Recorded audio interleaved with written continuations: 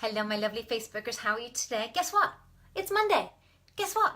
It's a new month. Guess what? New goals. How excited am I today? Yes, I am very, very excited. I'm feeling really good today. I'm going to actually talk to you a little bit about my own struggles with my own injury and how it actually relates to today's topic. But today we are talking about, do you have a broken body clock, and how is that affecting your fat loss goals? How is that affecting your body shape change goals, specifically in your 40s? So as people are joining live, hello, I can see people on board. There's Paul, there's Aileen. You are most welcome. So as people are coming on live, there's Grania on too. I'm going to share not only the little bit of science about this today, but going to give you some actual tips of what you can do and act upon those today. So as people are joining in live, I will do my introduction. Hello. If you haven't seen me before, I am Lisa Barwise. I consider myself a wellness alchemist. That means I'm the catalyst in the transformation of women around the world, specifically using my Warrior Goddess kettlebell training and Warrior Goddess body programs, which is all about creating a body that you are proud of in your 40s. So let me ask you, do you feel like you completely rely on caffeine, caffeinated beverages, coffee, etc. to get going, to keep energetic on a daily basis? Do you feel like you have to eat or consume sugar throughout the day to keep your energies up? Do you feel that you're not rested, even when you've slept, that you're not rested? Do you also feel maybe a little bit like on edge when you go to sleep? You know, as your heart racing, your mind racing? Do you feel maybe even a little bit blue in terms of up and down emotions? And also, here's another key indicator. Do you feel like you don't tolerate carbohydrates in the same way that you used to? And this has all got to do with your circadian rhythm, which is your natural sleep cycle, and also how it affects your hormones, how it affects your grogginess, your energy, etc., etc. So let me share with you, the circadian rhythm is basically your sleep patterns, okay? And what naturally happens within the body based on the release of hormones in relation to that, and also in relation to your energy and how energetic you should feel.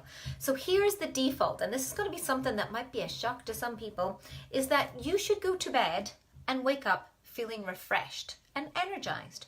When you wake up, within the first hour, you should be able to get about your day and do things without having to rely on coffee or caffeinated beverages, and you shouldn't get to 3 o'clock in the afternoon and slump at your desk and be tired. And then when you go to sleep, you should be able to easily fall asleep without, tossing and turning for hours, etc., etc. So that is a natural default sleep cycle. Now, when I talk to people about sleep, and especially my clients, female clients, a lot of my clients are in their 40s, sleep is one of the biggest things that they have an issue with. And ironically, sleep is the most important thing in your 40s. Resting, which is something that I have been recently struggling with because of an injury that I have, and therefore it really does affect a lot of your day and knocks your sleep cycle off. So here are the tips based on that I want to give you. Okay, so first of all, the factors that can disrupt the circadian rhythm are hormones, where you are in your monthly cycle, females. Also, what you've consumed before you've gone to bed can disrupt it. If you are stressed, like all of us are stressed, but if you are stressed based on your job, if your body is stressed, how much activity you've done during the day, if you have done some or none, what time you actually awoke and how you awoke can disrupt your sleep. And also hydration is a really big one. There's also a couple of other little phytonutrients and stuff that I want to talk about as well. So what are the top tips that I'm going to give you? So one of the questions I asked at the beginning was, do you have an issue with carbohydrates? And what is it that you consume before you go to bed? Okay, so do you find that you are somebody who eats late at night, and then what sort of food do you eat late at night? So normally when I chat to women, right, this is what I find is normally when I chat to them, this is how their day goes. They wake up, they don't have time for breakfast, they just get up and they are running around, they're doing the school run, they're getting the kids out the door, they're packing everything for them, they're doing all of that sort of stuff, but they don't have breakfast themselves. Then they get to lunchtime and they're starving, but because they think they need to be good, they just eat a little salad or something really small, and then by the time they get home, they're absolutely starving, but they're still making stuff for the kids and they end up eating a lot of the stuff from their plate. They try to make something that they want that's relatively healthy, still leaves them really hungry. So they maybe order a cheeky takeaway and drink half a bottle of wine and then, you know, eat a couple of packets of crisps and other munchy things while watching TV, trying to unwind, and then go to bed feeling a bit stuffed and a bit whatever. So here is where that makes your sleep cycle really bad. Is that naturally, in terms of hormones and that go up and down, you want to activate all the good hormones in the morning that give you the get up and go, but you want to let them release and also not keep spiking throughout the day in terms of your stress. So the key things to do is to master your morning. I have found that if you master the morning in terms of what you do first thing and how you break your fast, we're going to talk about that, and the movement that you do, set your whole day up well, that then by the time you go to sleep, you should have a really good setup for your cycle. So let me tell you, shall I give you the tips? Shall I just tell you them? Okay, so here's the tips. With regards to breakfast, this is what you need to do. Breaking your fast. So when you wake up, first thing, you need to hydrate. So the most important thing when you wake up is that you need to hydrate yourself. So I make a hydration potion that is a very large, actually this was my second one that I had today, a very large, slightly warm, not hot water with half a lemon and ground out Himalayan salt, okay, pink Himalayan salt. This is because when you wake up, your body is not only dehydrated, it is starving for key minerals that the salt is going to provide. So you drink that. It actually tastes really lovely because the salt just makes the lemon more punchy and it tastes really nice. You drink a full pint of that in addition to another glass of water. So you're basically nearly getting a liter of water upon waking up. Very important. Then after that, then it's important for you to think about what you're going to do for your breakfast. Breaking your fast. So the rule of thumb that I say is that breakfast isn't the most important meal of the day, it's the most important decision of the day. So this is what you need to do to breakfast, and if you can't break your fast in this way, then I'm going to say don't eat anything until you can eat in this way, and this is called intermittent fasting. You'll find that if you're somebody who's more sensitive to carbohydrates, that this is going to work really well for you. So you need to consume 30 grams of protein upon waking. So 30 grams of protein is the palm size of protein, okay? So this is where people go, what? You would need to eat either 5 eggs, that size of a turkey or chicken burger, okay? That size of tofu, like tofu scrambled, 6 rashers of bacon or a mixture of any of these things, or 1 scoop of raw vegan protein powder added to a green smoothie.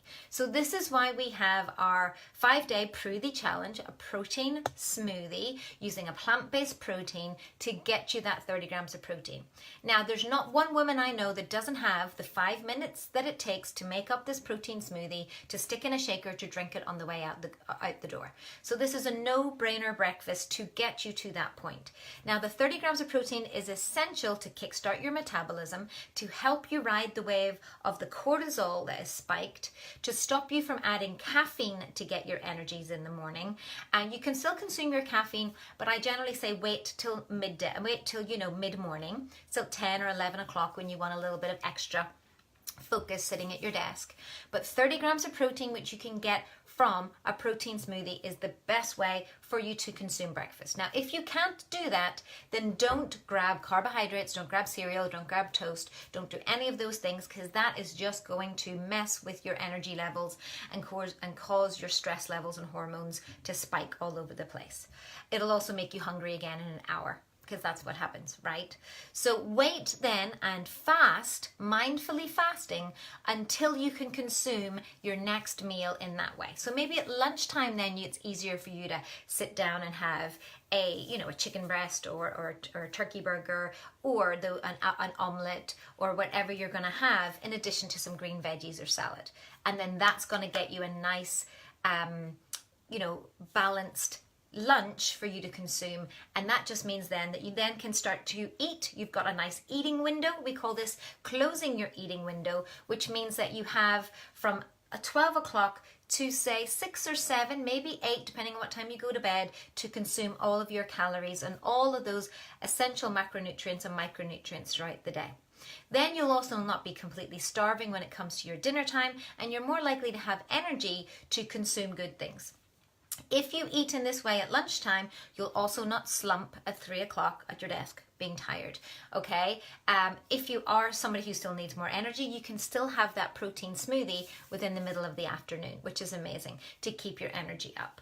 I find that when my clients consume in this way, they're full of energy, they've hit all their macro and micronutrients, and they're not having to turn to sugary drinks and coffee. The other key important thing is making sure that your micronutrient or your phytonutrient needs are met. That is your minimum 7 to 10 portions of fruit and veg. Not 5, 7 to 10. Now, who has got time to eat 7 to 10 portions?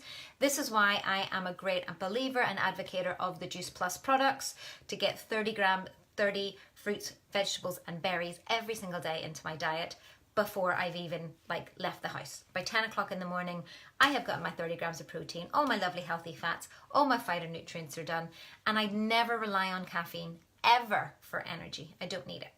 So that's looking at the way that you can deal with your body clock.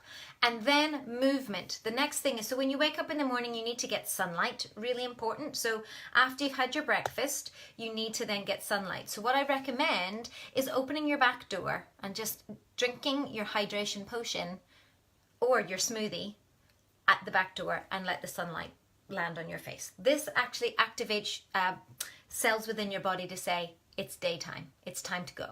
This will activate the hormones that you need to get going and to wake you up. You need to ideally get it onto your arms as well as, but at least if you've got it onto your neck and onto your face, that's going to help you to kickstart it. And then the other thing is movement. If you have time in the morning, a little bit of gentle stretching is amazing. A little bit of running around after the kids is really good fun too, that sort of stuff. So hydration potion. Figure out what you're going to do for breakfast, if you're going to break your fast with your 30 grams of protein in the morning, or you need to push that off to later, which works fine. And you need to get sunlight on your face. First thing, somewhere, open the back door, drink your hydration potion, a little bit of sunlight. Go out and walk the dog if you can, if you have time. All of these sorts of things, really important to activate your body and let your body know that it's morning time.